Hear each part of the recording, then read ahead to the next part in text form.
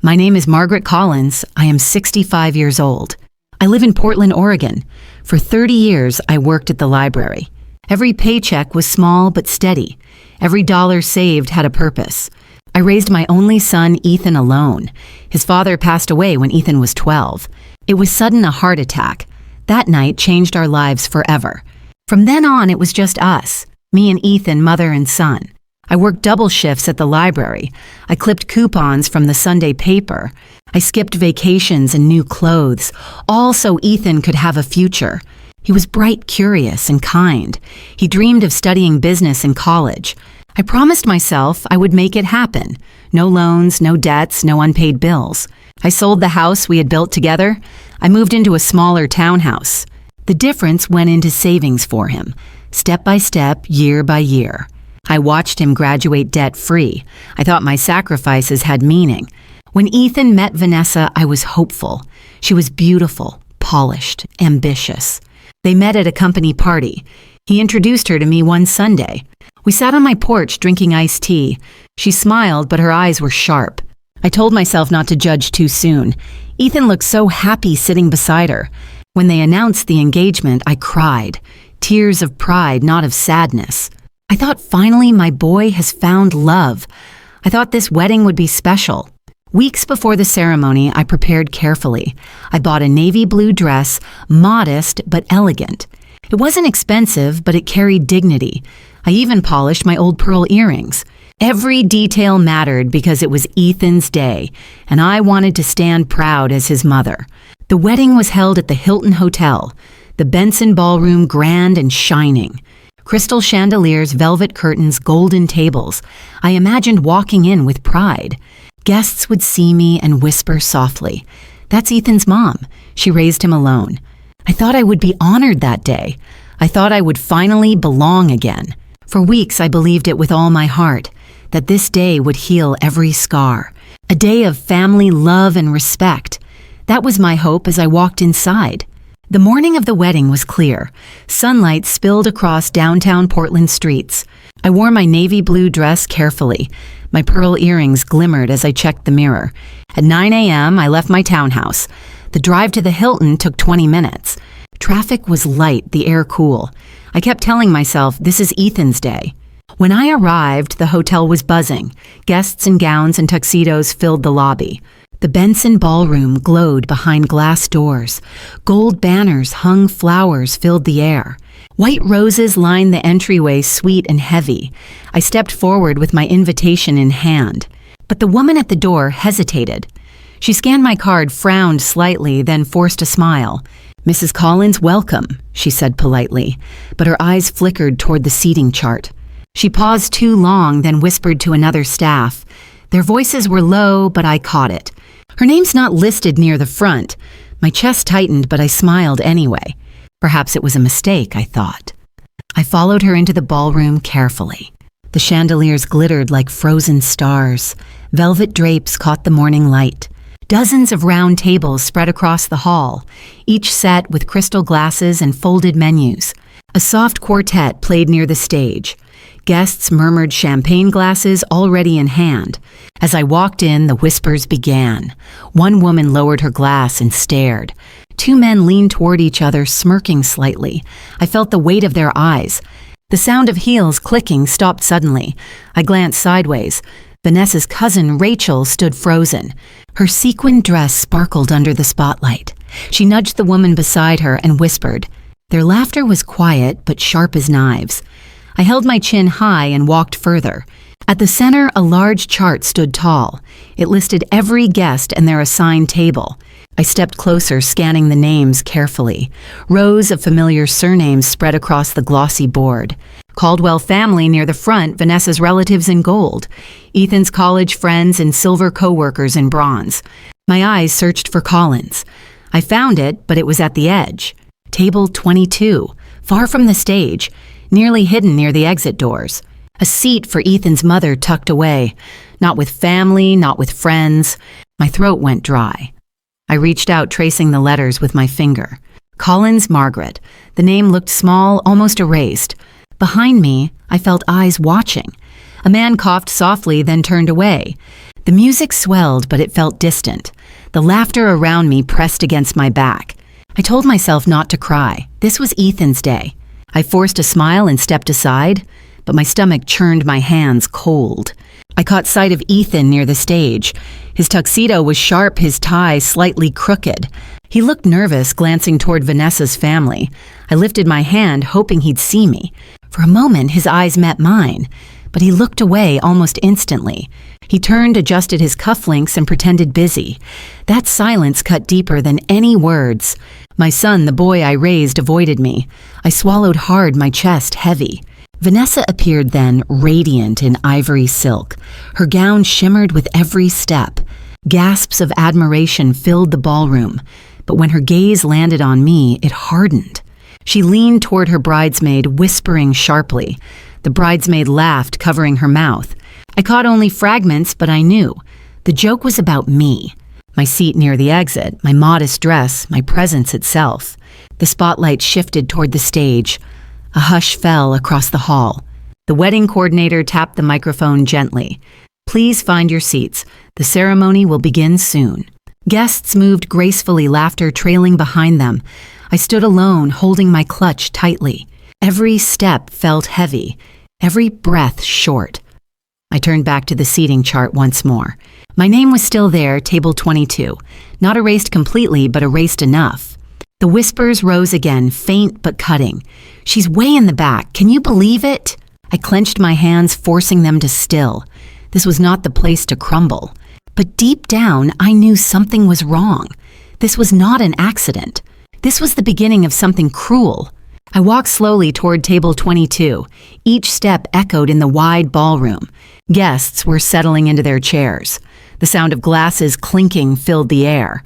I kept my chin high, but inside my heart was sinking. The table was small near the exit, far from the stage, far from family.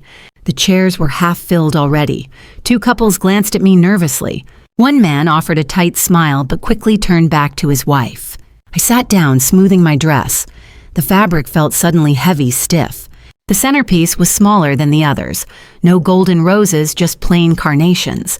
I looked across the hall carefully. Vanessa's parents were front and center. Her father, Mark Hayes, wore a sharp black suit and silver tie. Her mother, Linda, beamed proudly as guests greeted her. They waved at distant relatives, their voices loud, filling the hall. On the opposite side sat Ethan's groomsmen. They laughed, slapped his back-raised glasses. He smiled faintly, but his eyes avoided me again. My chest tightened with each glance. I wanted him to see me, to remember every late night, every dollar I saved for him. But he looked toward Vanessa instead. She leaned close, whispering in his ear. Her manicured hand rested on his sleeve. He nodded slowly, as if her words carried more weight than mine. The music shifted softly. Servers glided through the aisles with champagne. One paused at our table briefly, but before he placed a glass, he glanced toward the coordinator. A subtle shake of the head. The tray moved on without stopping. My hands trembled against my lap. Not even champagne, while the other tables overflowed with bottles. The woman beside me leaned in. I think your seat got mixed up.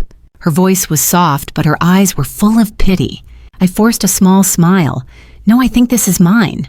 The words tasted bitter in my mouth. I turned back toward the stage again.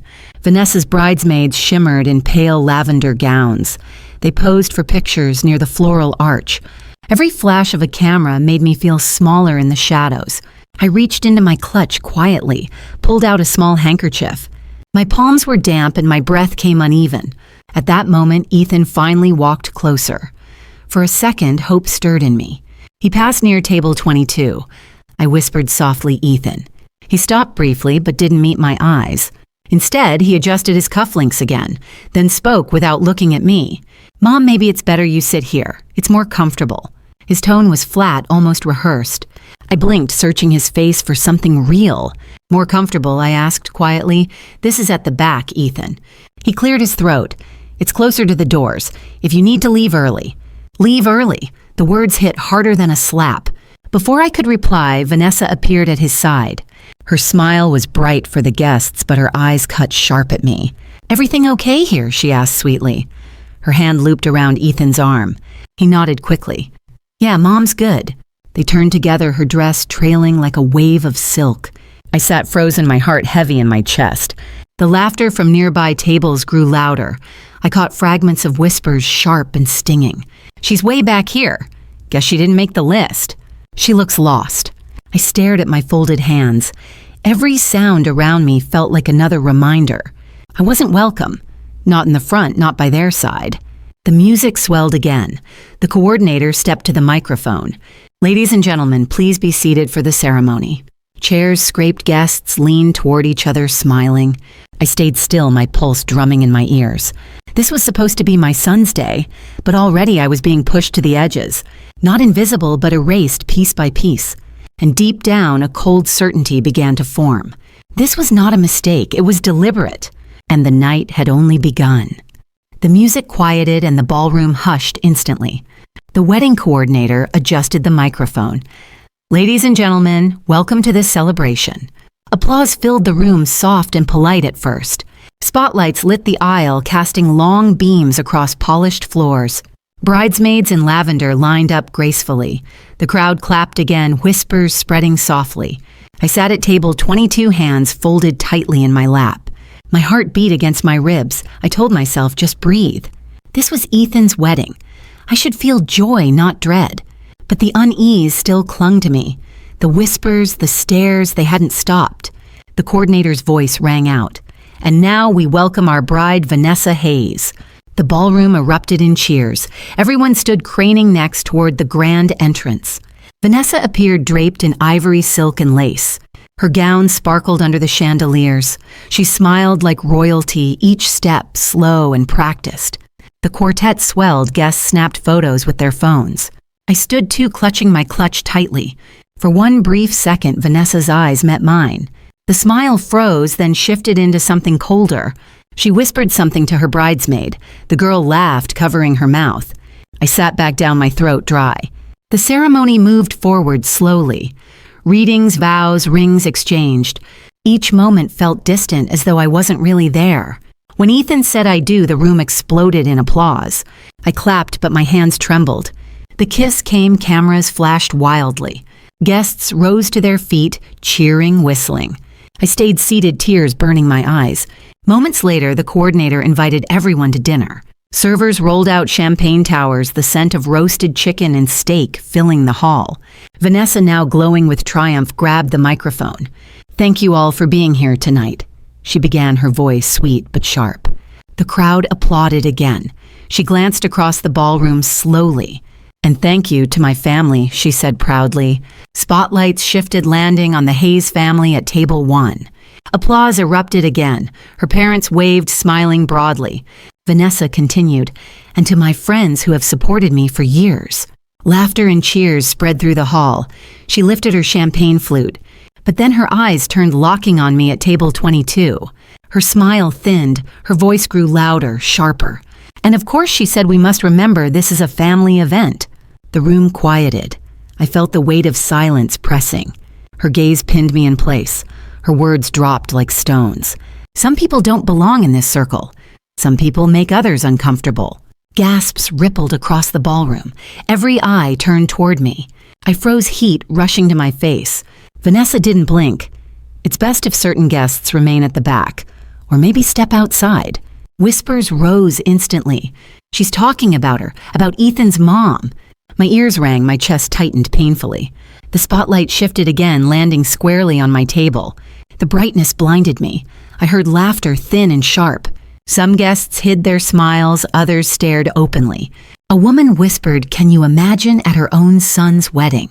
I tried to speak, but my voice caught in my throat. Ethan stood frozen by the stage.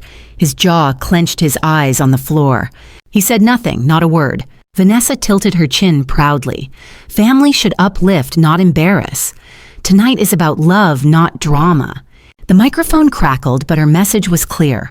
Every gaze drilled into me. I sat small, erased in plain sight. The laughter grew louder. The whispers spread like wildfire. I pressed my hands to my lap, holding myself still. Tears blurred the golden chandeliers. I couldn't move, couldn't breathe. In that moment, I wasn't Ethan's mother. I was an outsider, unwanted. The ballroom roared with chatter. I felt myself sinking, drowning in humiliation. Public shame, in front of everyone, on the day I should have belonged most. My hands went cold instantly. The spotlight blinded me where I sat. Every eye was locked on me. Whispers rolled across the ballroom like thunder. I wanted to vanish. I wanted the ground to open. But I stayed frozen in my chair. My heart pounded so hard it hurt. My son stood on the stage, his tuxedo perfect, his eyes cast down. He didn't move toward me. He didn't open his mouth. Not one word in my defense, not even a glance of comfort. The boy I raised, the man I sacrificed for, was silent. I felt my chest tighten more. Breath came shallow, ragged, broken. My fingers dug into the fabric. The navy dress felt suffocating. The pearl earrings I had polished suddenly felt like lead. Vanessa's voice still rang in my ears.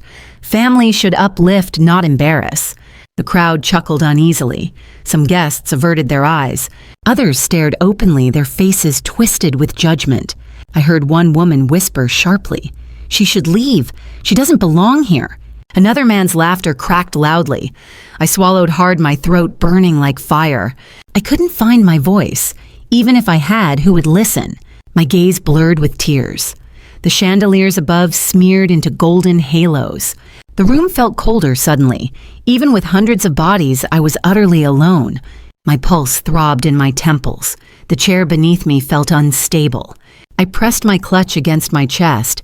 It was the only anchor I had. Memories flashed uninvited. Ethan as a boy sitting at our kitchen table. Homework spread across the wood, his small hand reaching for mine. "Mom, you're the best," he had once said. The memories stabbed me now. That boy was gone. In his place stood a man too ashamed to claim his mother. I blinked, forcing the tears to stay hidden. No one here could see me break. Not Vanessa, not her family. But inside, I was already shattered. Servers moved past with trays of champagne. None stopped at my table. The clinking of glasses, the ripple of laughter was like glass against my skin. I shrank deeper into my chair. I folded into myself, smaller, smaller still. The music swelled again. A toast began at the front tables. Glasses raised high, the Hayes family glowing in triumph. Their pride burned bright while I sat in shadow. My hands trembled on the tablecloth. It was damp under my palms. I realized it was my tears. They had fallen without me knowing. A man at the next table glanced over. His eyes were full of pity, but he said nothing. No one said anything. The silence around me was louder than the music. I was erased, not just ignored, but erased completely. Even Ethan's silence confirmed it. He had chosen his side. The humiliation pressed in from all sides. Every stare, every whisper, another nail in the coffin of my dignity. I couldn't breathe. I couldn't think. In that moment, I felt smaller than I ever had. Smaller than the widow I once was. Smaller than the woman clipping coupons at midnight. I was nothing here. Nothing but an unwanted shadow. My body shook, my chest heaving quietly. I wanted to stand, but my legs felt like stone. The ballroom blurred again. Light, sound, laughter, all crashing waves. I closed my eyes briefly, tried to gather strength from somewhere. But all I felt was emptiness. Hollow, broken, invisible. I whispered silently to myself, "This is not how it should be. This is not family." The words stayed trapped in my throat. No one else could hear them. The clinking of glasses rose again. The crowd toasted Vanessa loudly. Her smile gleamed like a crown, while mine had disappeared completely. I had reached the bottom, the very bottom. The place where hope ends and silence swallows everything. And there, in that crushing moment, I finally realized I couldn't stay like this. Something had to change.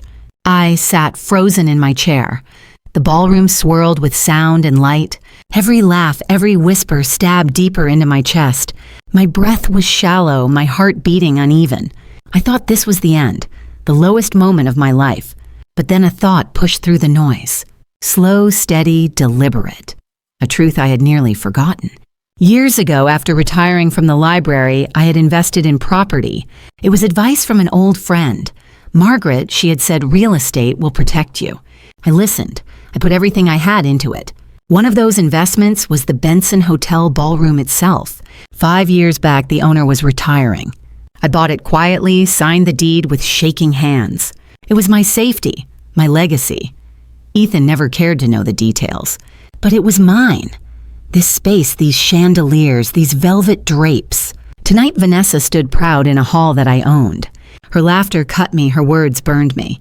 But legally, the ground beneath her feet was mine. The realization struck like lightning.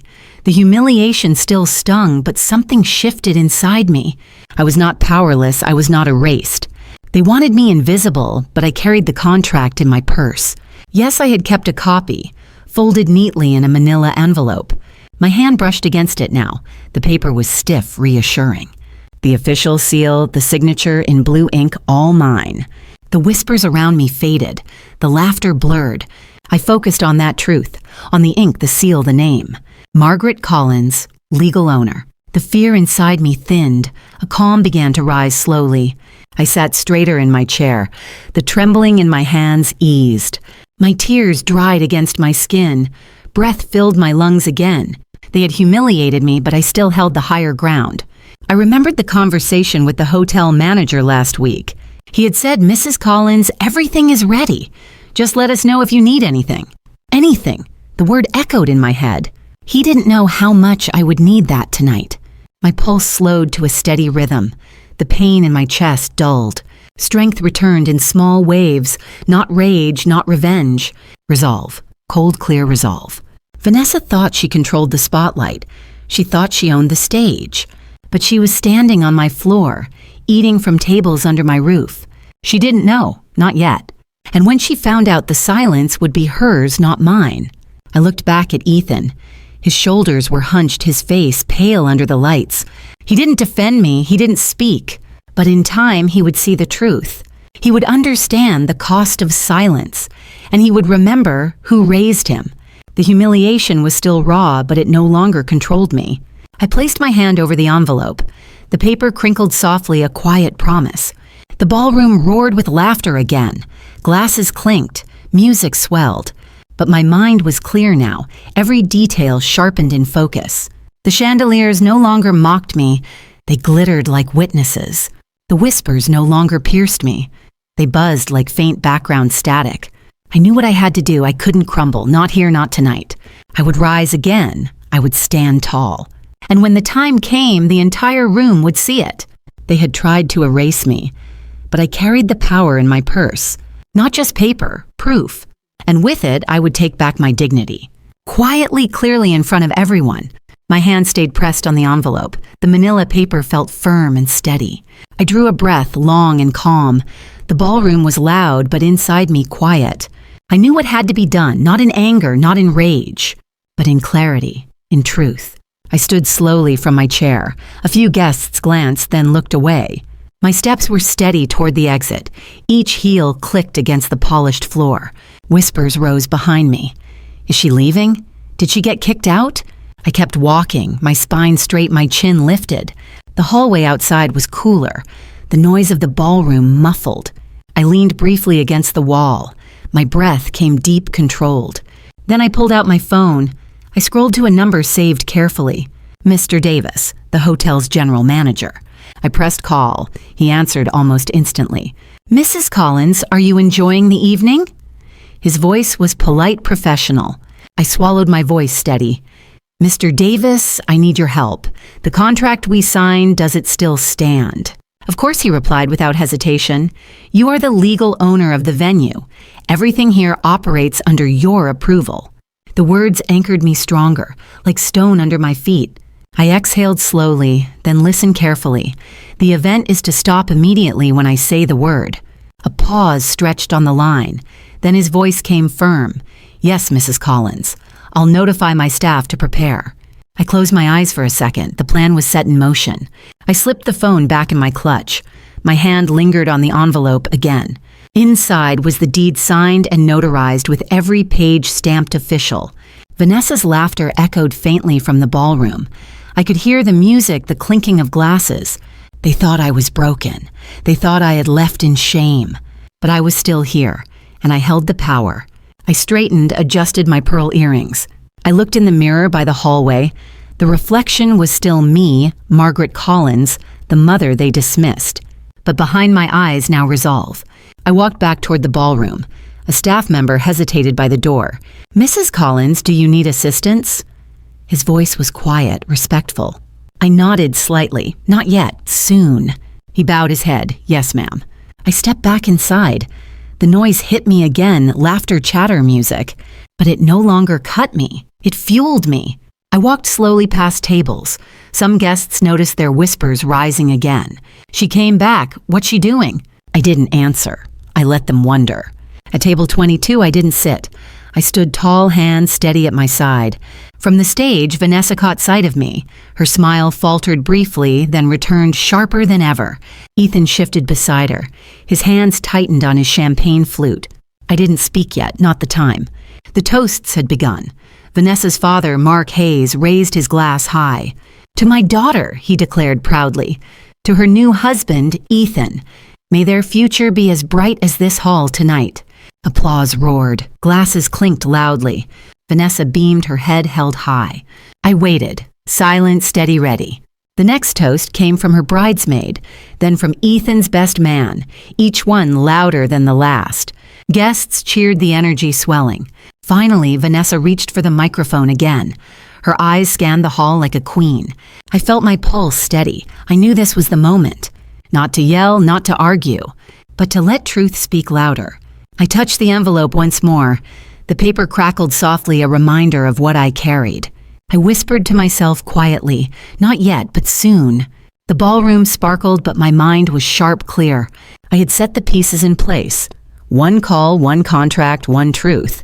And when the time came, I would step forward. And everything Vanessa built tonight would collapse under its own weight. Vanessa held the microphone tightly.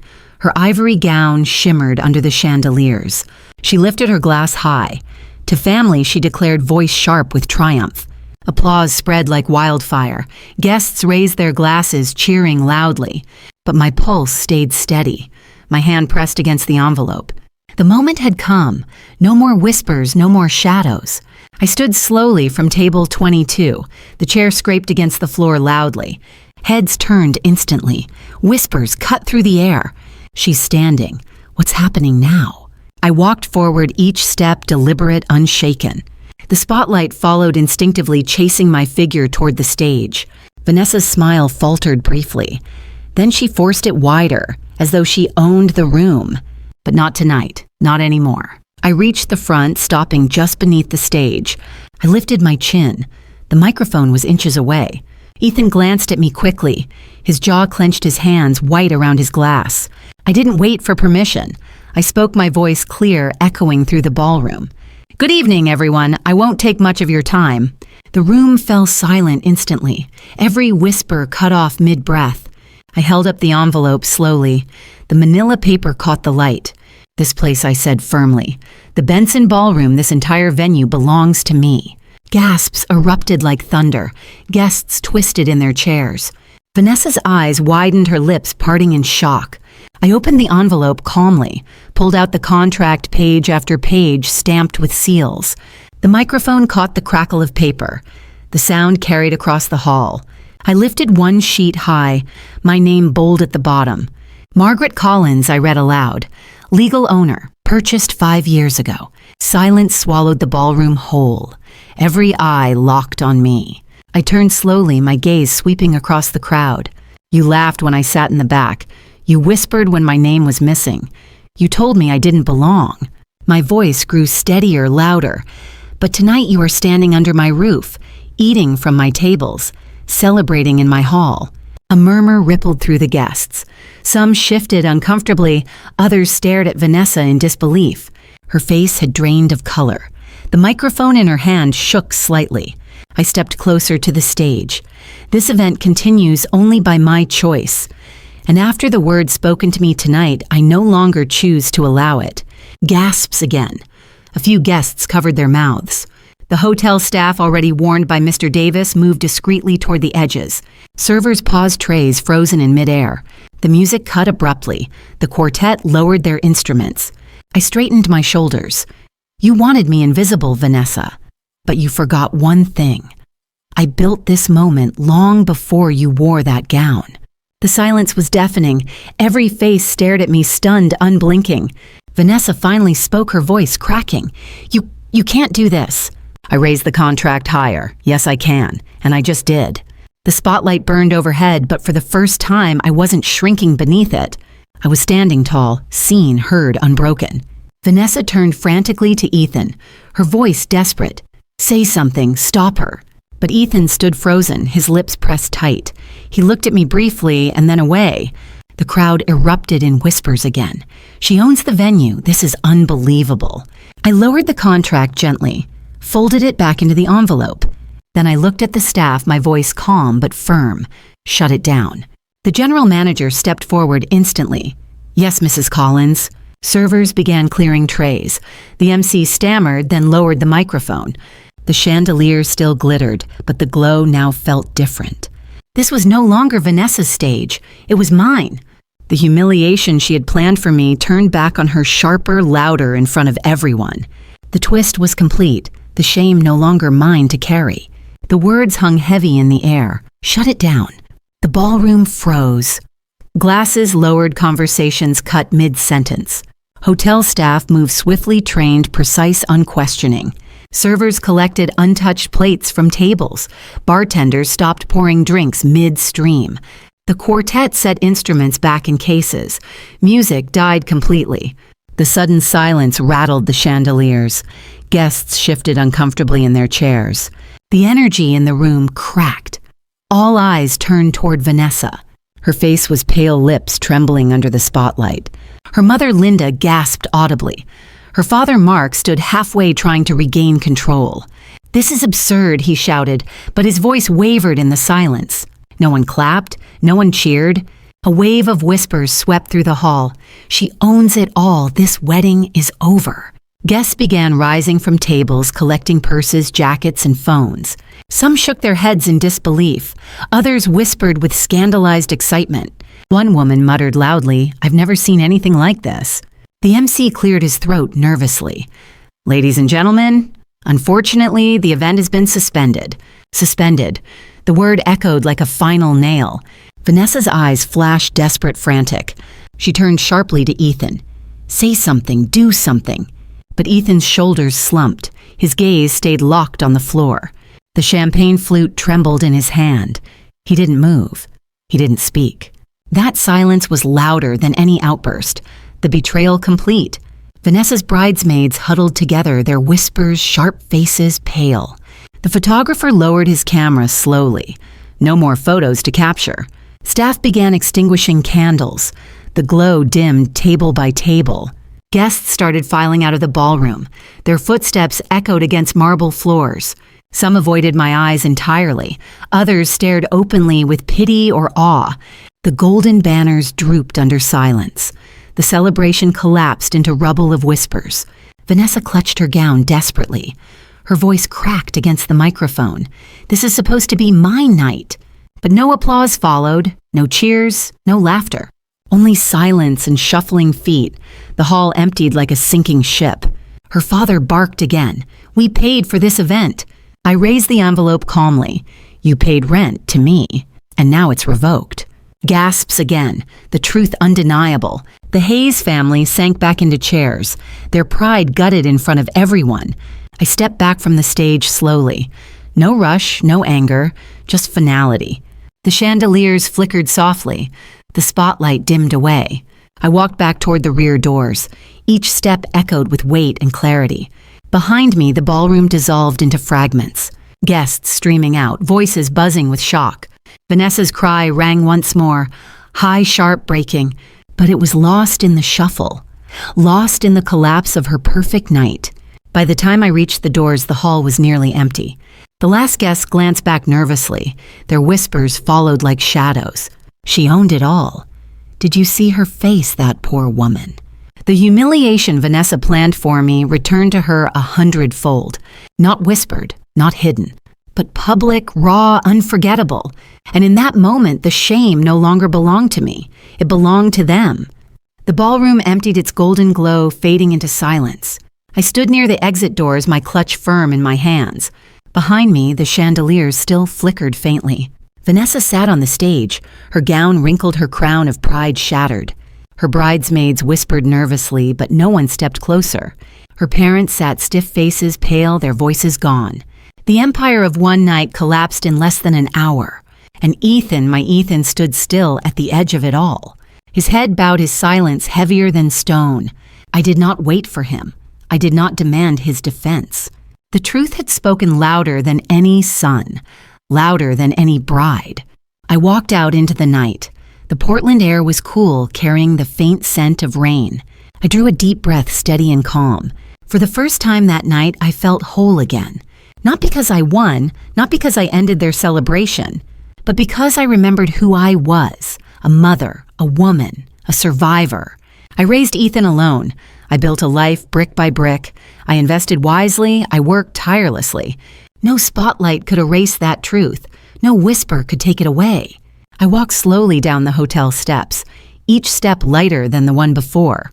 The city lights glowed in the distance. Cars hummed softly on the streets below. The night was mine again, not theirs. Back inside, Vanessa faced the quiet stares of family and friends.